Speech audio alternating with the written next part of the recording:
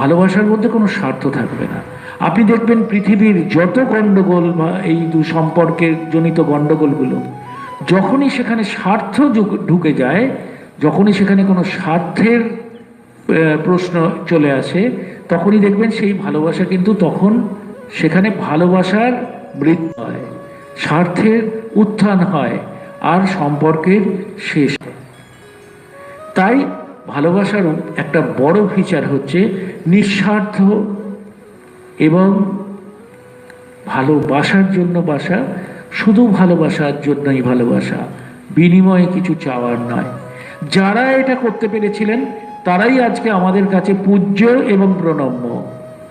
ঠাকুরের কাছে ঠাকুরের কথা স্বামীজি এরম বলছেন। এবার স্বামীজির ভালোবাসার কথা ভাবুন, সমস্ত পৃথিবীর বুকে তিনি ভালোবাসার বাণীটি ছড়িয়ে দিলেন যে মানুষকে ভালোবাসো, মানুষের সেবা করো এবং মানুষকেই দেবতা জ্ঞানে পুজো করো। জীবে প্রেম করে যেই জন, সেই জন সেবিছে ঈশ্বর।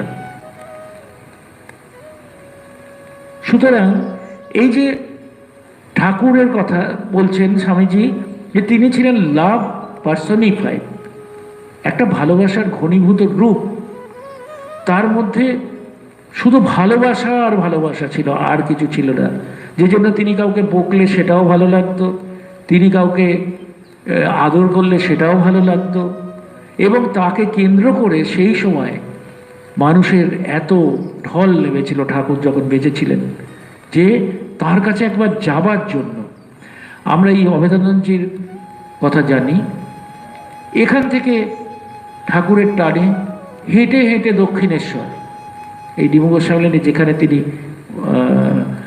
জন্মেছিলেন, সেখান থেকে তিনি হেঁটে হেঁটে দক্ষিণেশ্বরে ঠাকুরের টানে চলে গেছেন।